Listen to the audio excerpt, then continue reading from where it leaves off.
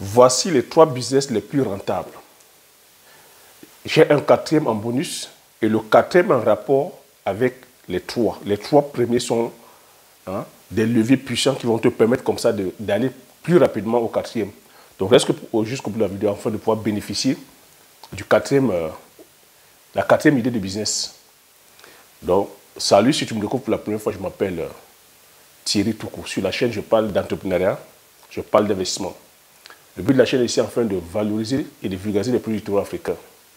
Si j'ai créé la chaîne, c'est afin de te partager mes astuces et business, de partager mon mindset, afin de t'aider dans tes réalisations ou soit dans tes futures réalisations.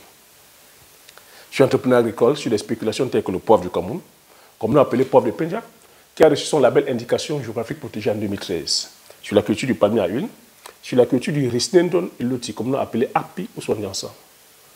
Avec pour finalité de créer une marque spécifique à nous, dont on mettra sur le marché physique et sur le marché virtuel. Donc, c'est cette thématique qui te parle. N'hésite pas à t'abonner en appuyant sur le petit bouton rouge, en validant la cloche, afin de ne pas manquer plusieurs vidéos qui est diffusent sur la chaîne afin de t'aider. Si tu es aussi d'accord, je te dis merci.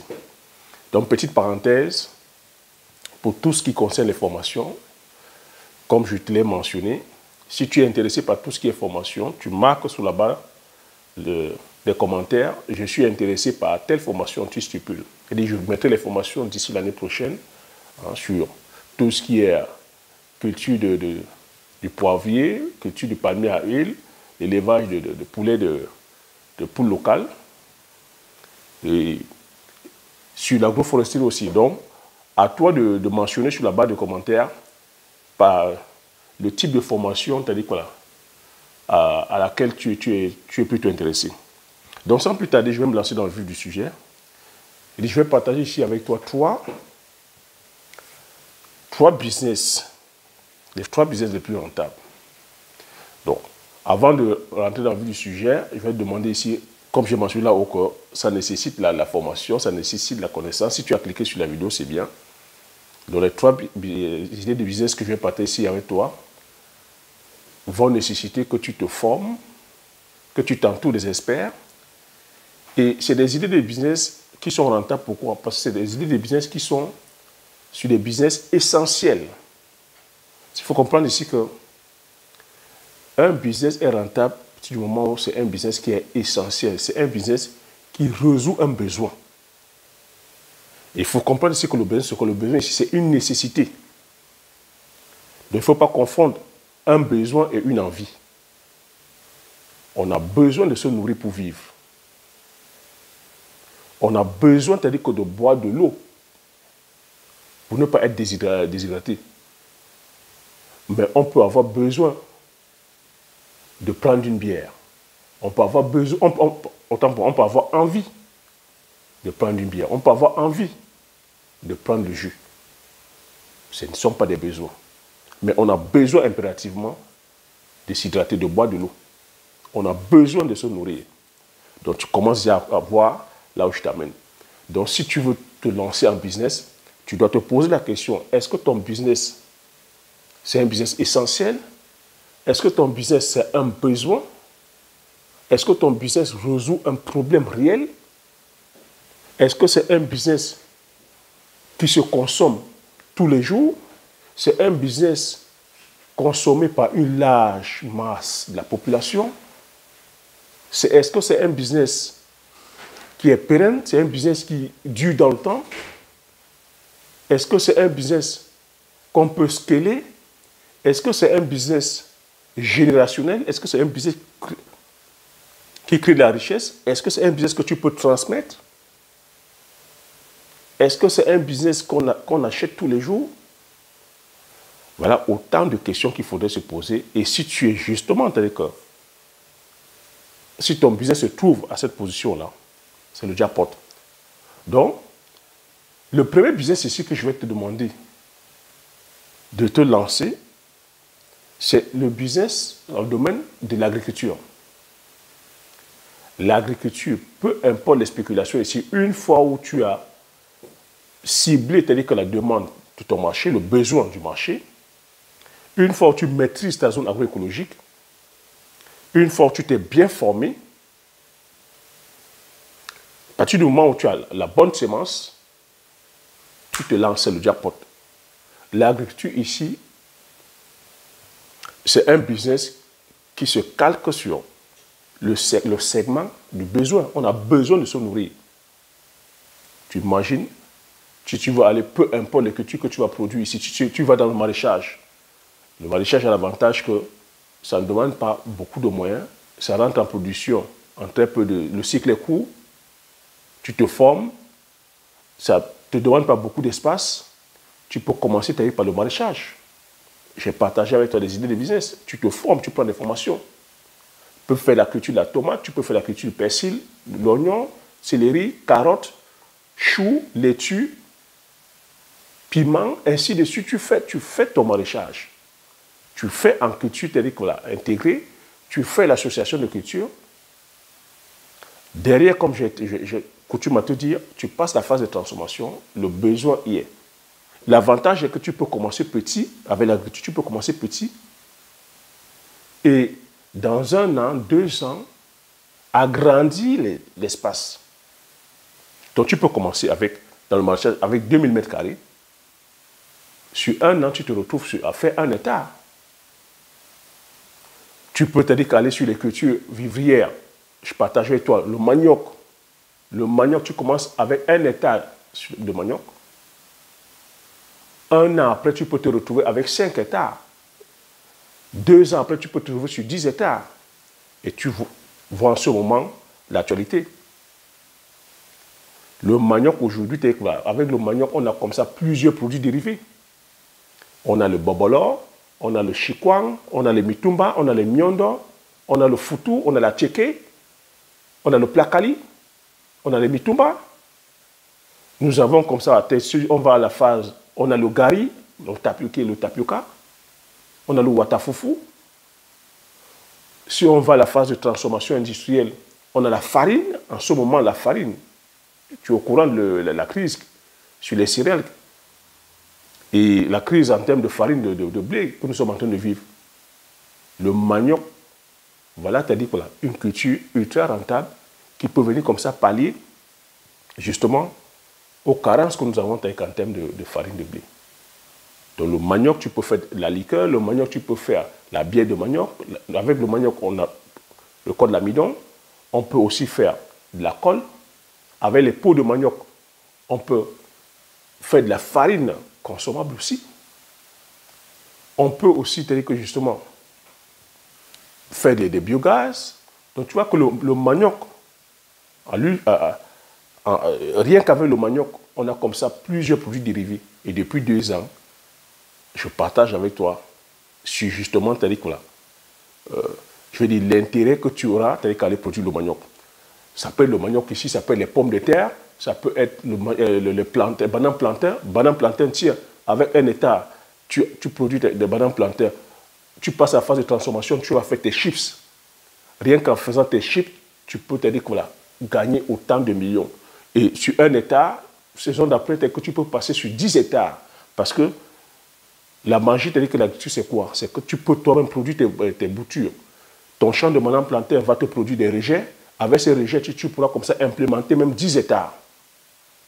Tu peux faire ton champ d'igname.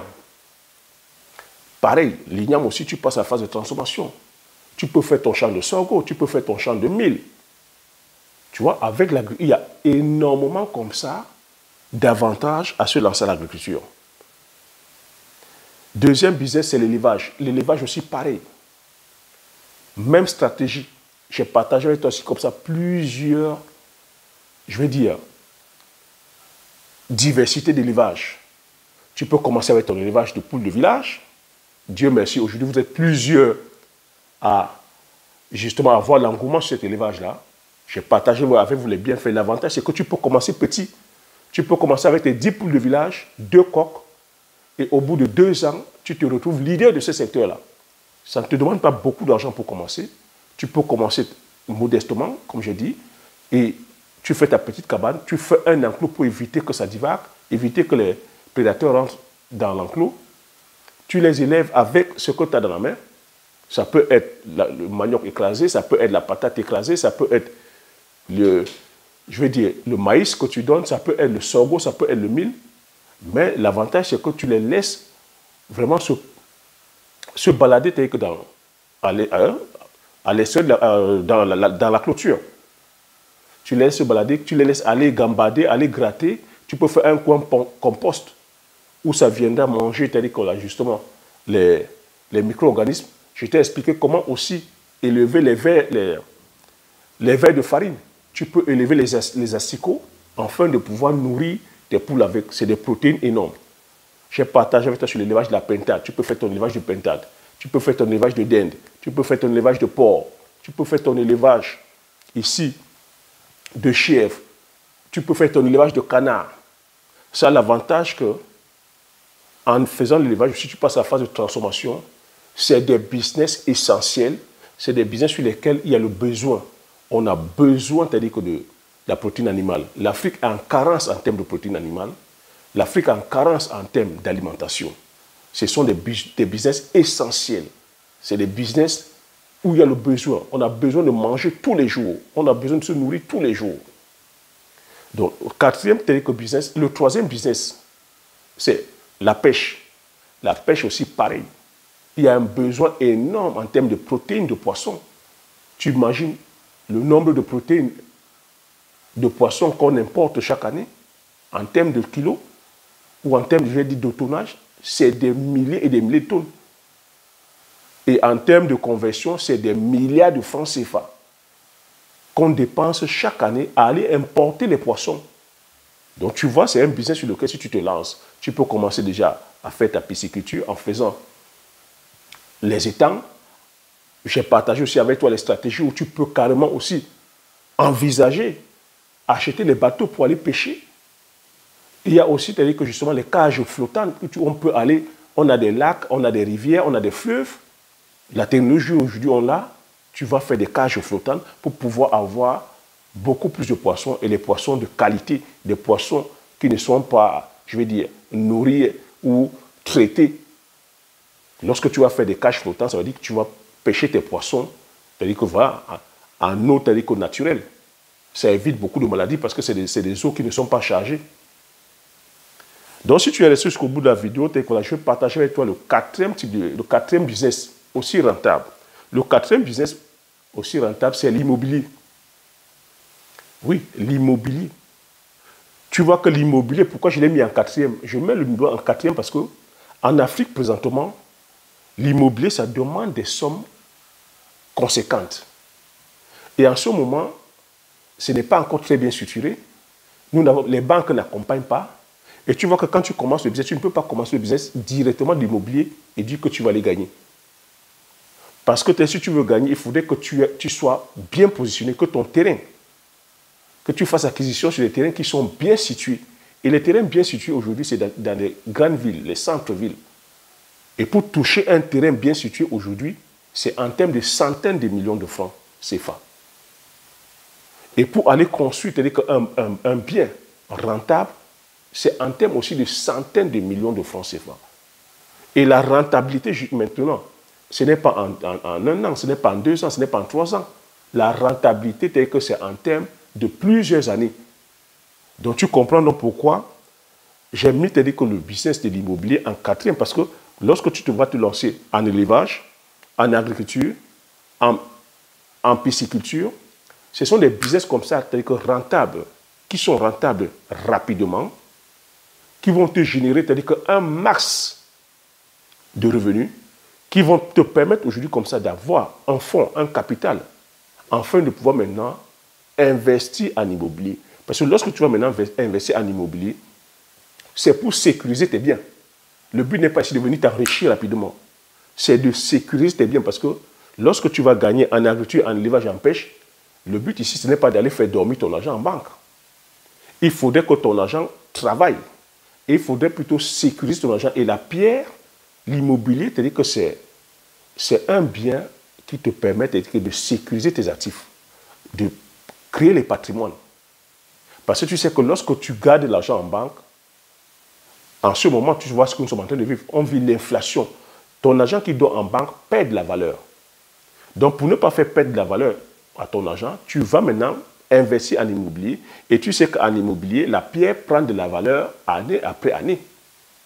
Même si des fois, tu as dit que ça fluctue un peu, mais la pierre, ça garde la valeur. C'est une valeur sûre. Donc voilà les stratégies que je voulais partager avec toi. Voilà les 3 business, plus le bonus, le 4e bonus que je voulais partager avec toi sur cette vidéo.